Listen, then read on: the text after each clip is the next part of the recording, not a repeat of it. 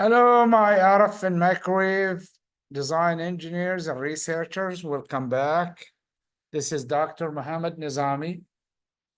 And welcome back to my third part of the slotted waveguide antenna array design and 3D modeling. Okay. Now, this is the third part. So I would like to just quickly review what we did last time. Before we do that, just to let you know, I am a freelance RF circuit design consultant.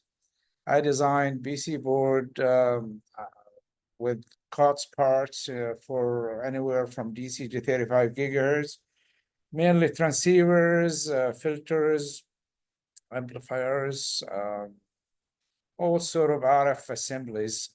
My rate is very reasonable for offshore design. I operate out of Jerash, Jordan, and my clients are mostly from the US. I have clients in India and Saudi Arabia and also in Europe. Please, if you have anything going on, I would welcome you to reach out to me at this email. I work with you from specifications from concept to specifications, system architecture and system modeling, and then do the actual BCB implementation. I turn in complete fab files and bill of material. I source out all the parts. And I work also, if you have a legacy board that you need to, with obsolete parts, I could do very rapidly, can bring that up to date for you, modernize it with newer parts. My rate is very reasonable for offshore design services, and I'm very rapid. So please go ahead and reach out to me if you have any work like that. Okay, so let's just today we want to continue on with slotted waveguides. Last time, the last two parts that I did, okay, basically there's part one and part two, and in these two parts, in part one, I basically covered all the backgrounds on slotted waveguides, the principle of operation, the design equations, slot types, various examples, the design procedure for a single slotted line, the equivalent circuit of inline longitudinally distributed uniformly and non-uniformly distributed slots. And then, of course, showed the how you design a single slot. You start out with designing a single slot and then repeat that and get actual designs. Okay, so and then I had a design that I did, an example using HFSS, and of course showed all the characteristics of the resonance, radiation pattern, and so on of a single slot. In the second part, I actually went in and designed a single. The objective is that I want to design a complete aperture with both the slotted waveguide stacks and then the feed system behind it, either 2-layer or 3 layers even. Okay, and that's what I'm trying to drive at usually eventually. So this was the single slot that I worked on, and then we went on to actually designing.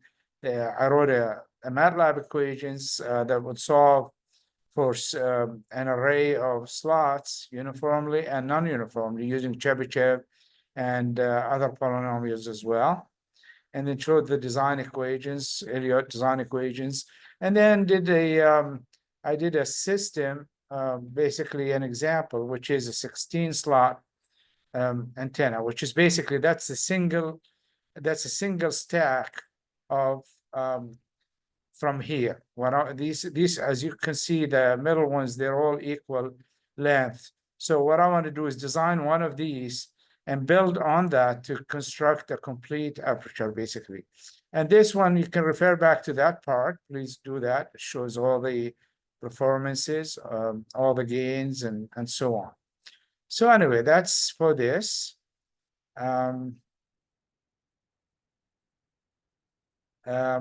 So please go ahead and go to these, and please go ahead and subscribe to the channel. I would appreciate that. Also, I would like to bring your attention to one thing, which is if you go to the information on my channel, if I do thank, there are 3 individuals that contributed some funding to, as you know, this really cost, making these videos cost the software licenses and so on. So if anybody would like to contribute financially, I would urge you to click on that, and then you go to this, which basically you can put in any amount of money that you would like to contribute and donate to this effort. That's in this link here. Okay. And I do thank the individuals that did that already. Thank you very much. I'm looking forward to receive more of that. That keeps the effort going. Okay, so today, let's go further. So what I did last time is I went into this and said, okay, let's design one of these. In my case, it was a 16 slotted waveguide, and I want to construct a complete aperture from this. But today, I want to focus on the feed. The feed is a second layer of waveguide behind this, and you can see it in the assembly drawing in here. This is the feed waveguide that you see here, and a lot of times they in the literature they refer to it as the main waveguide, and this is the branch waveguide. Okay, this is actually, some people do single waveguides like this and stack them, individual separate waveguides that are CNC'd with slots. And some people, what they do is they carve from an assembly the places, the hollow places for the 5 sides of a waveguide, and then they use a lid to implement the slots on. This is easier this way. Okay, so this lid comes in and screws to this, and of course these waveguides in here are all have slots like these, inclined slots. Unlike these are distributed around the center, like I covered in both part 1 and part 2. These are the radiating slots. They're a little different than these, as I will show today. They're different. These ones don't have an inclination, they're straight, but they're distributed equally. They alternate around the middle axis of the waveguide, okay? Where the feed ones are inclined, they come into the back and they feed right in the middle. And of course, you get the tapering both sides or uniformly distributed if you want. So this was the last time that I did. I used this as a cell, unit cell, okay? And we got the gain from this, of course, as you recall, is 19.2 dB. The side lobe, this was evenly spaced, offsetted from the center line. So it's a square windowing, uniform distribution of citations, and therefore the side lobe is literally between 13 and 14 dB of ratio, as you can see in here. So, okay, so today let's look at I want to look at how do we design the feed? This feed, the main waveguide, how do we design that feed with inclined slots that are alternating in angles like these? And to do this, the background based on this is really shown in this paper, again, by Ilya, okay? And of course, this is probably one of his graduate students. Back in 1982, you can refer back to this. It gives you all the background and all the equations, okay? So just to refresh your memory, how we started all this slots of business. So let's look at the radiated slots first. We know that the TE10 mode rectangular waveguide, the surface current pattern is like this. And we said that we're going to come in here and we do realize that the current surface current and the E field and the magnetic field all repeat every half wavelength. So whatever you see from this point to this point, which is a half waveguide length, you're going to see a gain on that side. So that's why we ended up doing slots that they repeat and alternate. And of course, why they alternate, as you recall, is because of the current, because the direction of the currents, as you can see, this direction here is opposite to this. We can't place them on one side. So we place some here, and the other one will be here, so that the radiation coherently adds up according to a linearly spaced, half-wavelength spaced dipoles. And of course, we did realize that we feed from one side, and then the other side basically is shorted. And wherever it's shorted, that distance is a quarter wavelength, okay? Likewise, the feed line, when we feed the first slot center placed from the aperture that is fed, is exactly a quarter wavelength. In my case, in the example that I did here, I used 3/4 of a wavelength. That's why you see this empty distance in here, okay? That makes it better to handle mechanically and so forth. So you can add any odd number of quarter wave to do that. And the purpose of this, of course, is because you want to present an open load on this side in here. And of course, the propagation through this waveguide is really equivalent to a transmission line with the slot susceptances or impedances being in parallel, okay? So in that case, then, because the distance between every two is half wavelength, then that means all of the loads are exactly the same if they're uniformly distributed, and they're all in parallel. So therefore, the impedances, if it's a Z, it's exactly 1/n of the impedance of a single slot, okay? Or if it's conductances, susceptances, Y, which means you basically multiplied, okay?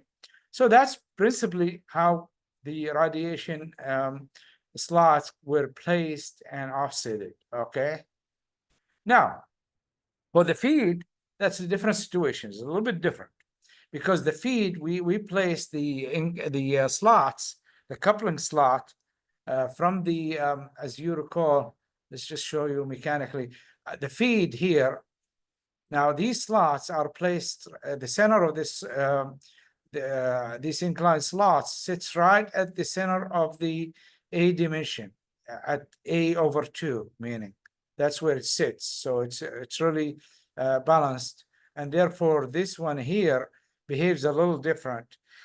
It's whatever you feed on one side, you got to short the other side. Unlike these, where we use quarter wavelengths, in this case, we're going to use a half wavelength. And purposely, because these slots in here, the equivalent circuit of these is really a series impedance combination. So all of these gets in, becomes a series circuit connection. And therefore, that last one, we use a shorted, we short the line. It doesn't matter to provide ground. So this is basically that, summing it all up, basically is like this. This is the feed waveguide, and the slots to couple in the power from the feeding waveguide into the radiation waveguide is in the back.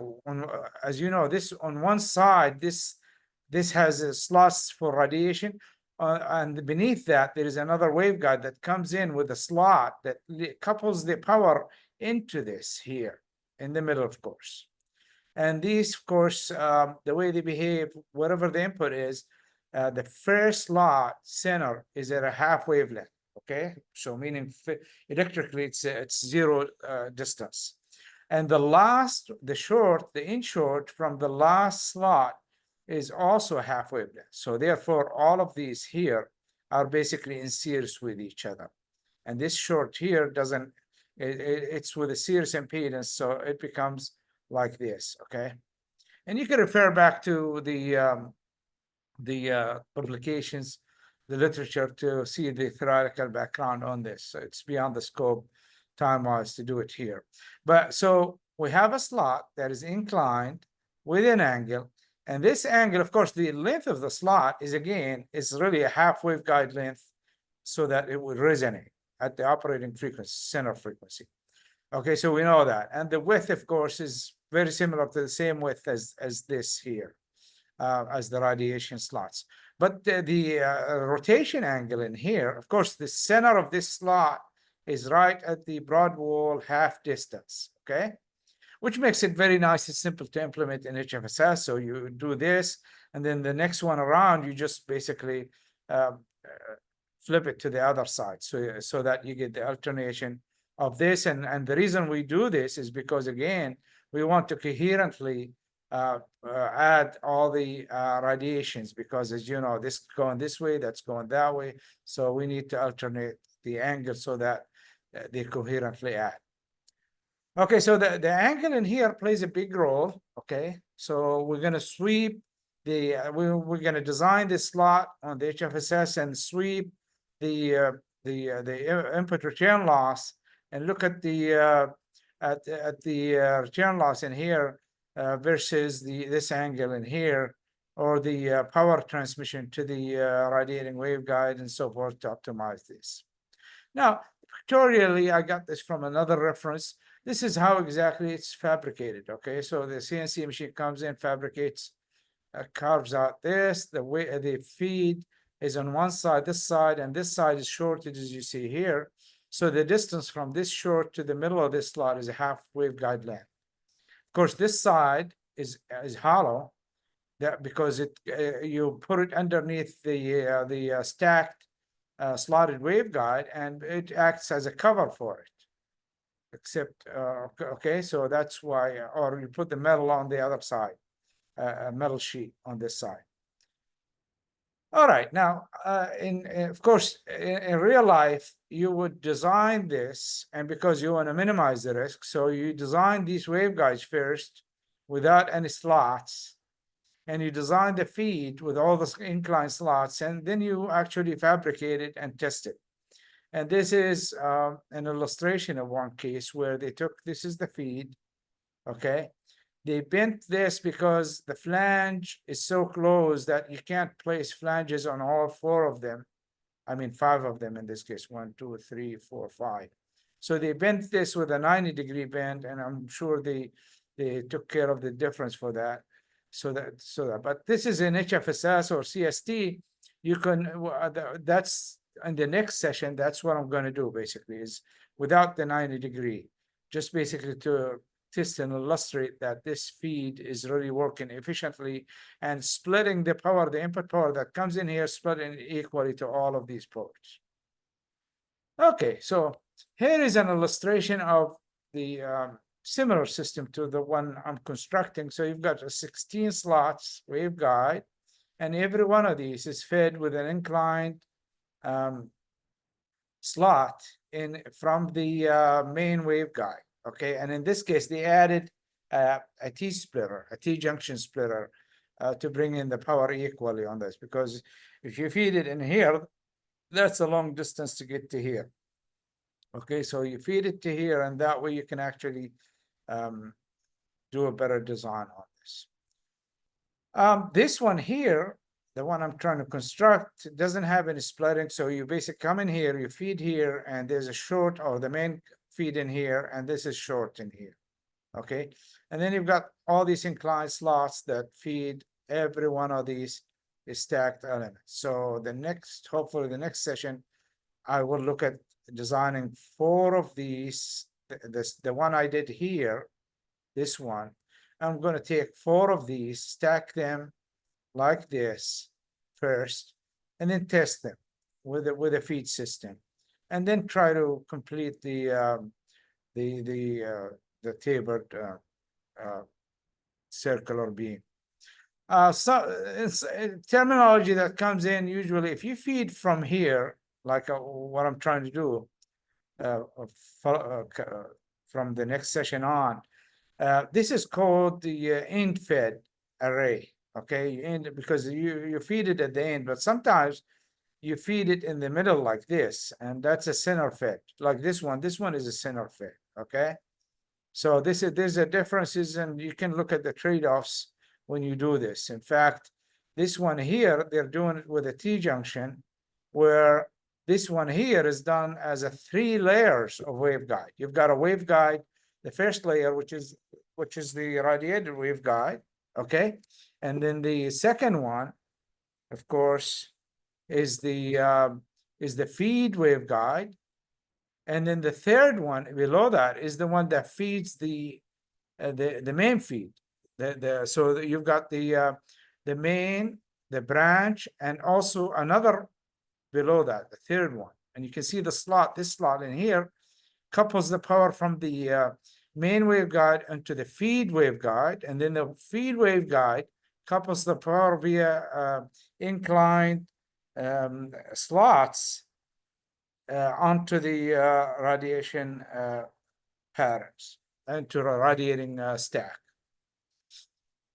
Now, there are some interesting examples on some other ways of feeding the power to the slotted waveguide. For instance, in this case, you can actually integrate the slotted waveguide itself onto a PC board where the feed is inline right from the chip, directly from the power amplifiers or the LNAs using microstrip. Okay. Again, with everything you do with a waveguide, of course, you can do with a substrate integrated waveguide. So this is an example from the literature where they used a microstrip to SIW transition, from which they did two stacks, where one stack is basically the feed, the coupling slot with the coupling slots. And the other one, it's a direct implementation of a waveguide system like this, okay, except it's implemented in planar substrate integration.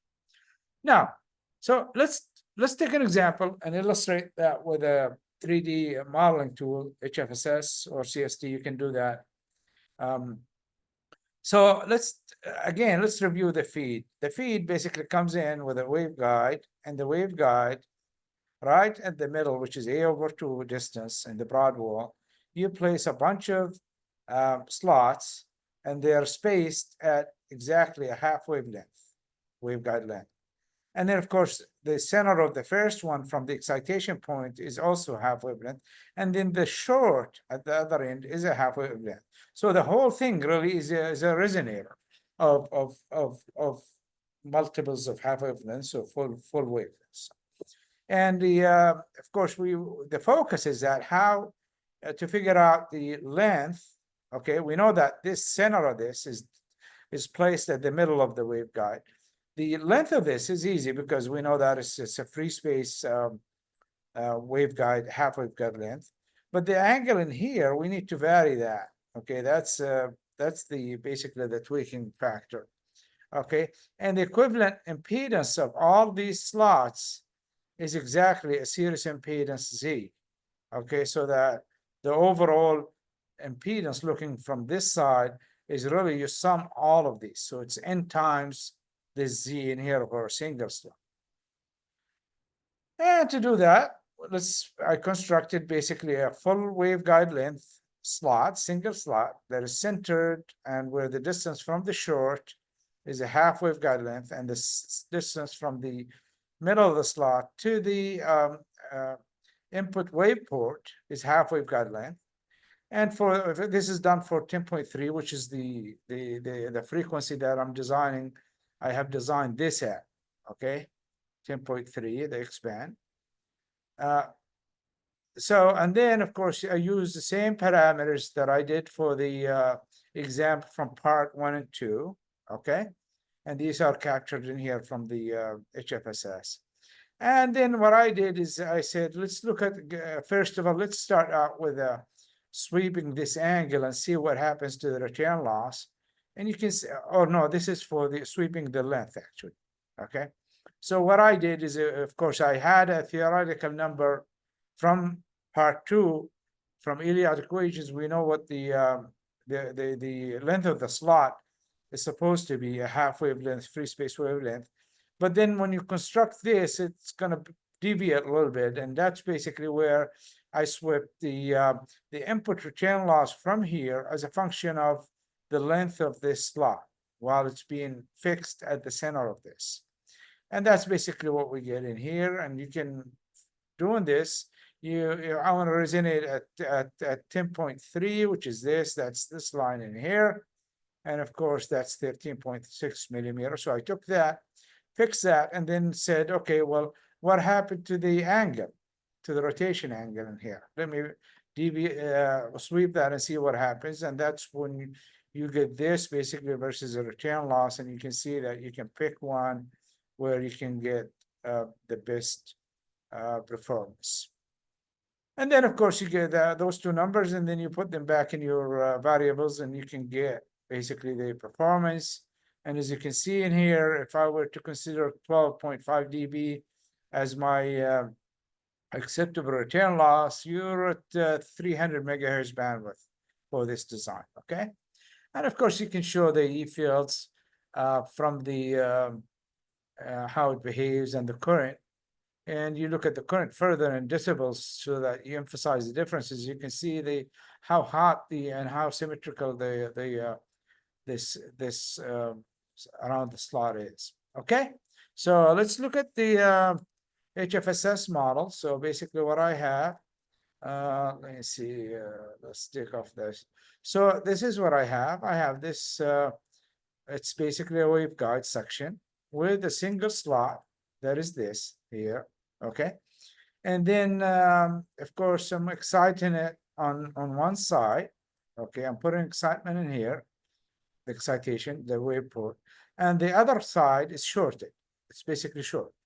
And then I come in and basically solve this, and this is what I get basically. This is the return loss, as you can see, and then you can check actually the current density on the surface of the waveguide. You can see that it is just like this, okay?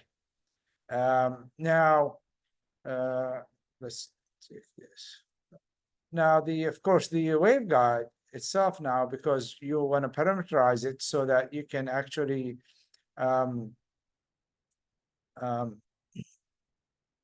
so that you can control the rotation angle, okay? So basically,